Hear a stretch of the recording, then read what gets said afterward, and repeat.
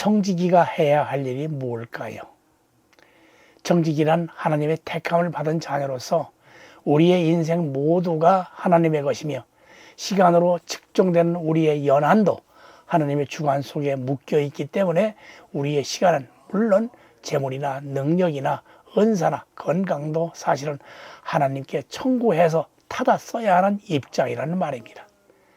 우리가 예수님의 12 제자가 있었다는 사실은 잘 알고 있지만 이 제자라는 말도 사실은 순교자나 증언자라는 동의어에서 출발한 성경적 언어이므로 기능상 지도자라는 말보다는 청지기여야 맞는 말입니다. 12 제자 중 베드로 형제와 요한 형제를 사람 낚는 어부가 되게 해주시겠다고 했을 때 이들은 매우 바빴습니다. 우리 같았으면 바빠 죽겠는데 웬 뚱딴지 같은 소리를 하느냐며 콧방귀를 뀌고 들은 채도 하지 않았을 겁니다. 그러나 이들은 말씀을 듣는 순간 하던 일을 즉시 멈추었습니다. 그리고는 잡은 고기와 그물을 내팽개치고 심지어 아버지마저 뒤로 한 채 예수님을 따랐습니다. 이것이 청지기의 기본 자세라고 볼 수 있는데 이들은 이러한 기본을 갖춘 상태였습니다. 다시 말하지만 청지기란 관리인이나 매니저라는 뜻도 있지만 또 직분 맡은 자나 사명자라는 뜻도 있지만 결국은 종이라는 뜻입니다. 종이라는 개념 속에는 소유나 인격조차 인정받지 못하는 상태이기 때문에 개인의 생각이나 사상을 주장할 수가 없습니다. 오로지 무조건 복종만 있을 뿐입니다. 그런 의미에서 우리가 예수님의 제자이고 청지기이며 종이라면 내 뜻을 펼쳐서는 곤란하겠죠. 주님이 만나보시겠다고 부르시는데, 주님이 시킬 일이 있다고 부르시는데 어떻게 늑장을 부리고 거절을 하겠습니까? 주일을 성수하라고 부르시고 수요 예배에 부르시고 금요 한밤 기도에 부르시고 새벽 예배에 부르시는데 집에 손님이 왔다고, 몸이 좀 피곤하다고, 어머니 생신이라고, 집안에 빠져서는 안 될 경사가 있어서 그러니까 이 정도는 봐주시겠지라면서 내 뜻을 펼친다면 종의 신분을 오버하는 모양이 되고 맙니다. 한 사람이 자신의 부친을 장사하고 따르겠다고 예수님께 말씀했을 때 예수님은 죽은 자는 죽은 자로 장사하고 너는 나를 따르라고 말씀하신 것을 꼭 기억해야 할 겁니다.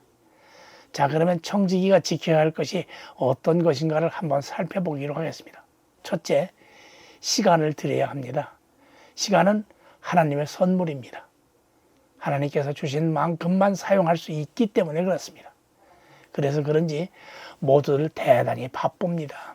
그런데 알고 보면 손해보지 않으려고 바쁘고 돈 버느라고 바쁘고 정욕 채우느라 바쁘고 인기 얻으려고 바쁘고 자신을 드러내기 위해 허둥지둥 바쁜 것입니다.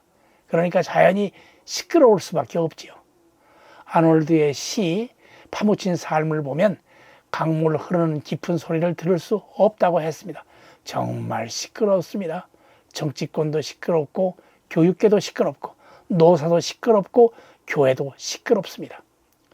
인간이 풍요로운 삶을 살기 위해서는 사색의 공간 속에서 성숙하는 법인데 우리에게 이러한 시간적 공간적 여유가 없습니다.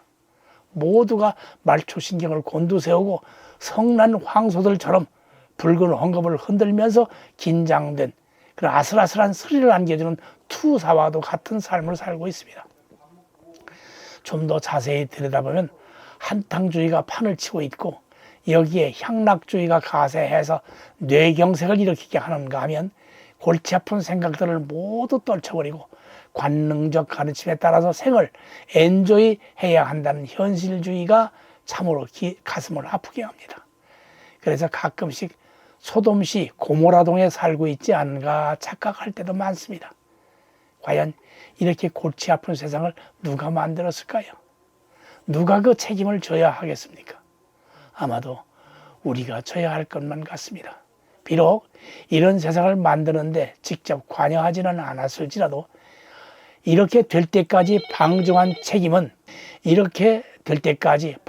책임은 기독교인들에게 있기 때문입니다. 하나님께 선택된 청지기들이 소금과 빛의 직분을 버리고 제대로 감당하지 못했기 때문이라는 말입니다. 주님께서 말씀하십니다. 시간을 아끼라. 너희는 이 세대를 본받지 말라. 우리는 양적인 시간을 질적인 시간으로 바꾸어 놓아야 하겠습니다. 세상적인 시간을 영적인 시간으로 바꾸어 놓아야 하겠습니다. 크로노스의 시간을 카이로스의 시간으로 바꾸어 놓아야 한다는 말입니다. 마이크를 붙들고 신나게 노래를 부른 뒤에 화면에 나오는 점수에 신경 쓸 시간이 없습니다. 광 팔고 웃고 피박수고 성질 부릴 시간이 없다는 말입니다. 둘째로 물질을 드리는 것입니다. 청지기의 기본 자세가 나의 소유가 하나님의 것이라는 사실을 인정하는 것입니다. 헌금은 마음의 표현이고 믿음의 척도가 됩니다. 당연히 드릴 11조에 흠집을 내는 경우가 있는데, 예를 들어서 봉급 봉투에 봉급액을 드리는 것이 아니라 수령액을 드리게 되는 경우입니다. 소득세와 주민세 그리고 장병 위문금 등은 당연히 내야 하는 지출이지만, 그 나머지 적금이나 연금, 공제회비나 의료보험금 같은 것들은 모두 내가 다시 혜택을 받는 항목들입니다. 이런 것들을 제하고 11조를 낸다면 한입 베어먹고 드리는 것과 다름이 없지 않겠어요? 하나님은 온전한 11조를 원하시는데, 온전치 못한 11조를 과연 연납하실지 아니하실지 의문이 되는군요. 그 외에도 집을 사고 팔 때 생기는 이익에 대해 입을 싹 씻고 마는 경우가 허다하고, 대소경사 때 들어오는 부조금에 대해서도 감사헌금하는 정도로 마무리 질 때가 많습니다. 적금은 성격이 좀 다르죠. 매월 붙는 부금은 11조로 헌금이 되었기 때문에 이자 부분에 대한 11조를 드리면 되겠습니다. 11조는 하나님께서 복을 주시는지 아니 주시는지 시험해 보라고 하실 정도로 자신 있게 말씀하시는 것이라서, 자칫 샤머니즘의 무속신앙이 몸에 밴 우리 민족은 하나님이 모든 축복이 이 세상에서의 축복인 것으로 착각해서 기복신앙으로 변질될 부분이 있음을 부인할 수는 없습니다. 물론 하나님이 강복이 이 세상의 복을 전면 부정하는 의미가 아니라 주된 복은 하늘에 쌓는 것이라서 우리의 영혼이 천국에서 누리게 될 복을 말하는 것임을 강조하고 싶습니다. 11조 외에도 건축 헌금이다, 구역 헌금이다, 각종 감사 헌금이다, 신년 헌금이다, 주일 헌금이다, 작정 헌금 등 아주 다양한데 형편에 맞게 드리면 되겠지요. 남의 눈치 볼 필요도 없고 자신을 과시하기 위해서 무리를 해서도 안 될 것입니다. 다만 내 것을 하나님께 드리는 것이 아니라 하나님의 것을 하나님께 드리는 것인 만큼 인색해서도 안 되겠고, 쓰고 남은 것을 드리는 것도 곤란합니다. 이건 헌금이라기보다는 동량에 가깝기 때문에 하나님의 동량을 받지 않으신다는 사실을 잊어서는 안 될 것입니다. 셋째는 우리 몸을 드리는 겁니다. 몸을 드린다는 것은 몸뿐만이 아니라 나의 인격, 나의 지식, 나의 감정, 나의 의지, 나의 능력 등 나를 에워싸고 있는 모든 것을 드린다는 말입니다.